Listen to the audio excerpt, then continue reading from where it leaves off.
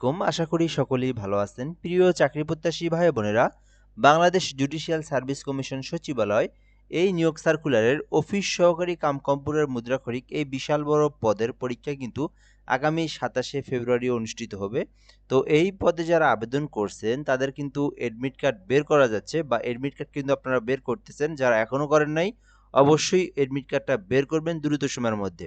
তো আজকের এই ভিডিওর মাধ্যমে আমি আপনাদেরকে দেখাবো কিভাবে আপনারা এডমিট কার্ড বের করবেন এবং এই পরীক্ষায় উত্তীর্ণ হওয়ার জন্য আপনার কি করণীয়, কোথায় থেকে পড়বেন, কোন বিষয়গুলো থেকে বেসিক্যালি প্রশ্ন তৈরি করা হয়, কোথায় থেকে প্রশ্ন আসে, সকল কিছু আমি আপনাদেরকে দেখাবো। এছাড়াও কম্পিউটার সম্পর্কে যত রিলেটেড প্রশ্ন আছে এবং অফিস সহকারী কাম কম্পিউটারের যে প্রশ্নের প্যাটার্ন যেগুলো এবং কোন ধরনের প্রশ্ন আছে সকল কিছু এখানে আছে।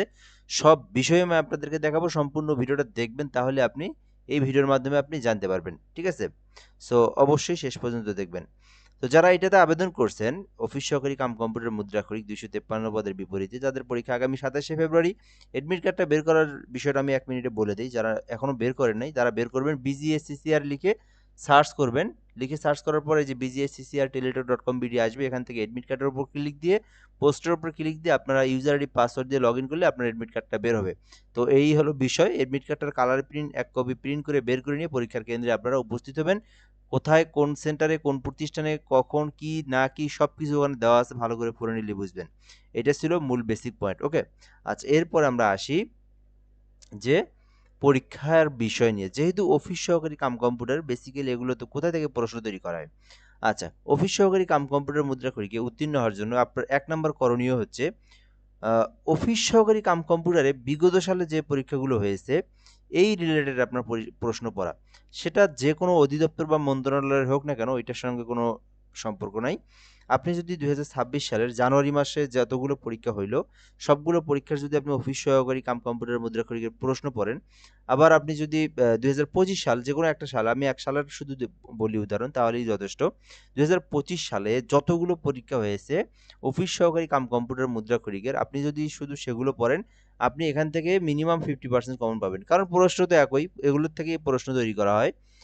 এই ছিল মূলত একটা টপিক। অর্থাৎ আপনি বিগত সালের এই রিলেটেড প্রশ্নই পড়বেন। ওই রিলেটেড প্রশ্নই সবগুলো ক্ষেত্রেই আসবে। এটাই তো স্বাভাবিক, তাই না? ১। দ্বিতীয় কথা, এই যে জুডিশিয়াল সার্ভিস কমিশনের বিগত সালের প্রশ্ন পড়বেন। আ এরপরে যে বিষয়টা, এরপরের বিষয় হচ্ছে অফিস সহকারী কাম কম্পিউটারের কম্পিউটার রিলেটেড যে প্রশ্নগুলো এগুলো পড়বেন এবং সাবজেক্ট ওয়াইজ যেমন বাংলার জন্য আলাদা, ইংলিশের জন্য আলাদা, তারপরে হচ্ছে ম্যাথের জন্য আলাদা, তারপরে হচ্ছে রিসেন্টলি যে বিষয়গুলো, রিসেন্টলি যে ঘটনাগুলো, আন্তর্জাতিক ঘটনাগুলো এবং বাংলাদেশের নির্বাচন যে বিষয়গুলো, নির্বাচন যে হইল, নির্বাচনের মন্ত্রিপরিষদ বা ইত্যাদি যেগুলো হইল, এগুলোর থেকেও কিন্তু প্রশ্ন আসবে। এরপরে কোটা সংস্কার থেকেও অবশ্যই কোনো প্রশ্ন আসবে। এটা আপনারা জানেন। ২০২৫ সাল থেকে শুরু করে ২৬ সালের জানুয়ারি মাস ইদানিং যে প্রশ্ন আসে কোটা সংস্কার আন্দোলন থেকে কিন্তু ২ থেকে ৩ টা প্রশ্ন আসেই। তো এখান থেকেও পড়বেন। জুলাই গণঅভ্যুত্থান থেকেও একটা করে প্রশ্ন আসে। ওইটা আসতেও পারে, নাও আসতে পারে। বাট কোটা সংস্কার থেকে আসেই। ঠিক আছে? এগুলোর থেকে পড়বেন, তাহলে দেখবেন ইনশাআল্লাহ আপনি উত্তীর্ণ হবেন। তো যেহেতু পদসংখ্যা বিশাল, অবশ্যই পরীক্ষা দিবেন। অনেকে আবার পরীক্ষা দেয় না। পরীক্ষা দিবেন এটাতে যারা কম্পিউটার এটাতে আবেদন করছেন, অবশ্যই পরীক্ষা দিবেন। কেননা পদসংখ্যা তো অনেক, তাই না? তো এই ছিল মূলত বিষয়। তো আমি এখান থেকে সবগুলো সাবজেক্টের জন্য আলাদা কিন্তু পিডিএফ করা আছে। কোটার জন্য, তারপরে হচ্ছে গণিতের জন্য, ইংলিশের জন্য, বাংলার জন্য। এছাড়াও এখানে সবথেকে বড় যে বিষয়টা, কম্পিউটারের যে আ সাবজেক্টটা, অফিস সহকারী কাম কম্পিউটার, এটার ১,০০০ প্রশ্ন। মানে ১,০০০ এমসিকিউ আছে এখানে। তো এগুলো কিন্তু এমসিকিউ। আপনি যদি ১ বার করে পড়েন, ২ বার করে পড়েন, তাহলে আপনার মাথার মধ্যে ক্যাচ করে যাবে। ঠিক আছে? তো আপনি যখন প্রশ্নটা পাবেন তখন কিন্তু আপনি সঙ্গে আপনার মাথার মধ্যে এটা চলে আসবে। তো এটা একেবারে চূড়ান্ত এবং শর্ট করে তৈরি করা হয়েছে। ১,০০০ কিন্তু খুব একটা বেশি না। ঠিক আছে? তো আপনারা মাত্র ২৮ পৃষ্ঠা। ২৮ পৃষ্ঠা পড়তে আর কতক্ষণ লাগবে আপনার? তাই না? আপনি যদি ২ বার করে রিভাইজ দিয়ে পড়তে পারেন, আমি মনে করি যে আপনি পরীক্ষায় যখন প্রশ্ন পাবেন ইনশাআল্লাহ সেটাতে কিন্তু আপনি উত্তীর্ণ হতে পারবেন। ঠিক আছে? সো আপনি এই সাজেশনটা আমাদের থেকে নিতে পারেন, চূড়ান্ত সাজেশনটা।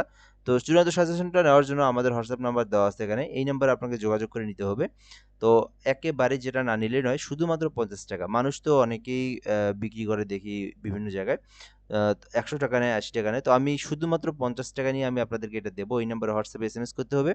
তো তারপরে আমি আপনাকে কিন্তু সঙ্গে সঙ্গে পিডিএফটা দিয়ে দেবো, ঠিক আছে? সো এই নাম্বারে নগদ, বিকাশ, রকেট রয়েছে। আপনি পাঠায় দিয়ে লাস্টে 2 ডিজিট বলবেন, তাহলে আমি সঙ্গে সঙ্গে আপনাকে এইটা পাঠায় দেবো। তো এই নাম্বারে যোগাযোগ করুন। আর আরেকটা বিষয় হচ্ছে, আমার থেকে যারা অফিস সহকারী নিয়েছিলেন জুডিশিয়ালের, তারাই শুধুমাত্র জানে যে আমাদের সাজেশন থেকে কি পরিমাণ প্রশ্ন আসে। আমি কিন্তু সব সাজেশন দেই না। যেটা দেই সেটা কিন্তু একদম আ শেষ পর্যায়ে সংগ্রহ করেই কিন্তু আমি সেইভাবে তৈরি করে কিন্তু সেটাকে দেই।